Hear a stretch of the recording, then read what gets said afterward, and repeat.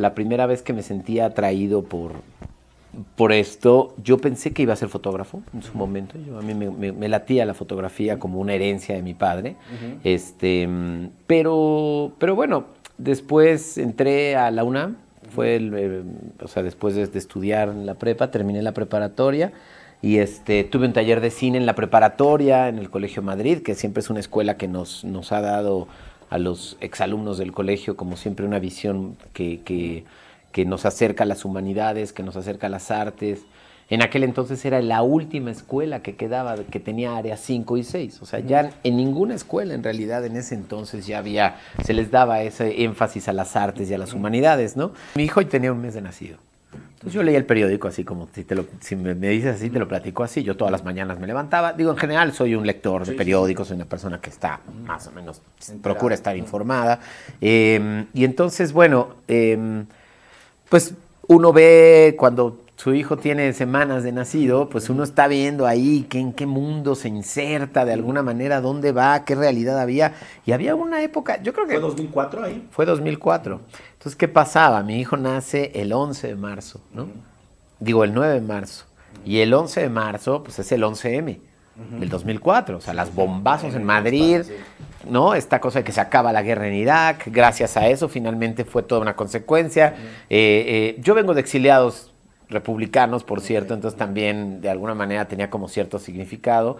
Y por otro lado, estaba el desafuero de Andrés Manuel. Parecía que las cosas iban a ser diferentes en ese desafuero, parecía que algo estaba sucediendo y tal. Entonces, de alguna manera yo identificaba, o sea, yo cuando entonces abro el periódico, el 17 de abril me parece que fue, de ese mismo año, y leo que hay un hombre que había intentado vengar la masacre del 2 de octubre cuando yo nací el 23 de septiembre del 68. Días antes. 10 días antes. A mí me hace, ¿no? O sea, se me hace como un cortocircuito, por decir, o sea, sí. Me viene muy claro. Yo digo, puta, o sea, este es como el periódico. ¿Qué periódico estaré? Por decir una tontería, digo, es muy difícil de explicar, ¿no? Es medio abstracto, pero ¿qué periódico estará leyendo mi hijo dentro de 40 años? Que hubiera un hombre en mi realidad, como esta especie de desaparecido, que estuviera ahí.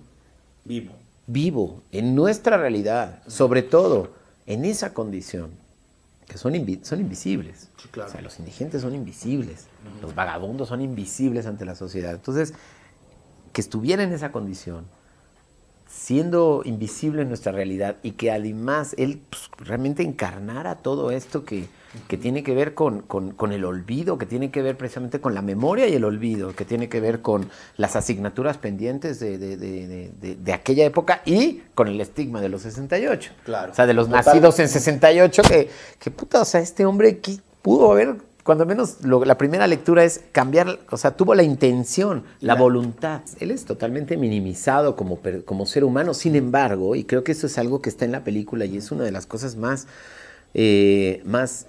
insólitas que también descubrí conforme la fui haciendo, es que es un sobreviviente también. Es decir, él vivió para contarlo. Él está ahí en las calles todavía. De alguna manera es como... Estoy aquí, ¿entiendes? O sea, sobrevivió. Hoy día nos está contando esta historia.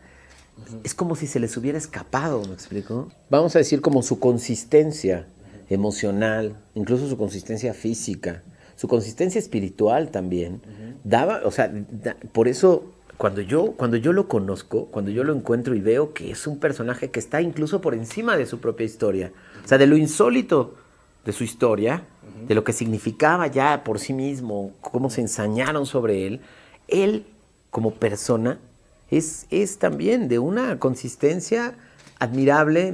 Te digo, me encuentro de buscar a esta víctima del sistema, me doy cuenta que es un sobreviviente también.